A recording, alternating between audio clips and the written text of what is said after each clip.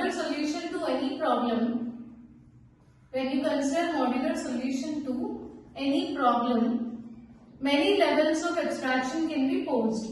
Say suppose at the highest level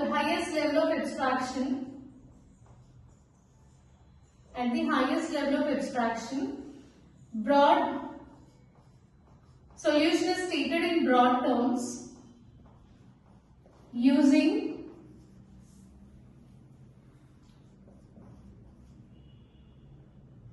language of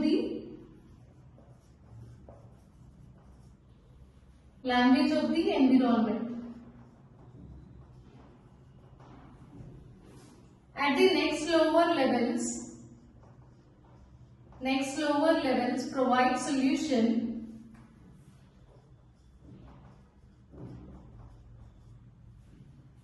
in detailed manner. That means they give detailed description of the solution. And lowest level,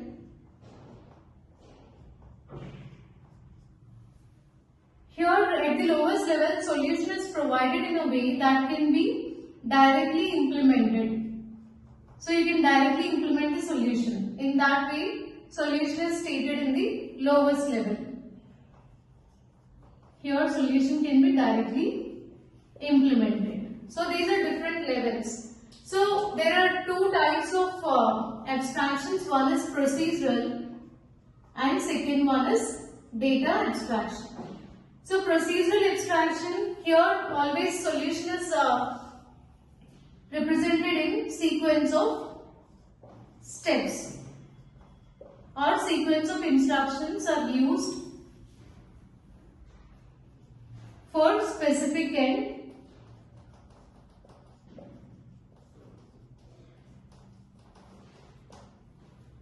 functional aspects. So if you take the statement like this, open the door. So here we can take the word open for procedural abstraction. We can take that as an example for procedural abstraction, because in order to open the door we need to follow some sequence of steps. So what are the steps to open the door? First you need to walk to the door, then reach out and grasp the knob, turn knob, next pull the door and step away from the moving door, right? So these are some steps. So this can be treated as an example for procedural abstraction. And the second category is data abstraction.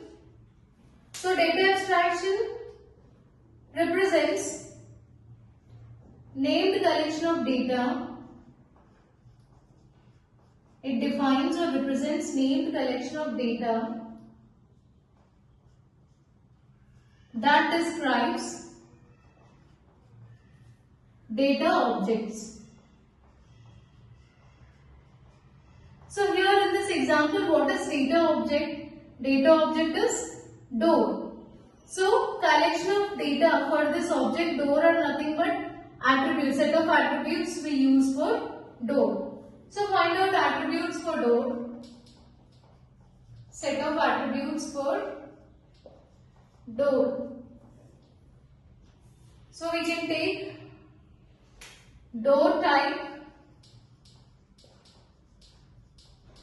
swing direction,